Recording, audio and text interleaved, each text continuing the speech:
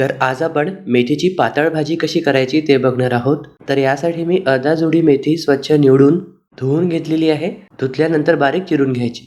अर्धा वाटी तुरीची डाळ घेतलेली आहे. तुरीची डाळ 3 ते 4 वेळा स्वच्छ धुवून साधारण 2 तास पाण्यामध्ये भिजत ठेवली होती. भिजवून घेतल्यामुळे शिजायला कमी शिट्ट्या लागतात आणि मेथी जी आहे ओव्हरकुक होत नाही. तर कुकरमध्ये ही भिजलेली डाळ घ्यायची आहे.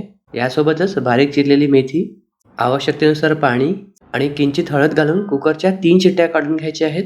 कुकर पूर्णपणे थंड झाल्यावर व्हिडिओमध्ये दाखवल्यानुसार ही मॅश करून घ्यायची किंवा घोटून घ्यायची. आता फोडणी करता कढईमध्ये 1 ते 2 मोठे चमचे तेल गरम करून थोडीशी मोहरी, जिरं, कढीपत्ता याची खमंग फोडणी तयार करून घ्यायची.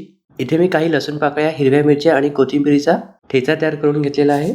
थोड्या वेळ तेलामध्ये परतल्यावर किंचित हिंग घालायचं आणि जी शिजवलेली डाळ व मेथी आहे ती यामध्ये घालायची आहे. यासोबतच 1 वाटी ताक घातलेलं आहे. ताक घातल्यावर गॅसचा फ्लेम लो करून कंटिन्युअसली ढवळत उकळी येतपर्यंत वाट बघायची. एकदा उकळी फुटली की वरून चवीनुसार मीठ आणि आवडीनुसार गूळ घालायचा.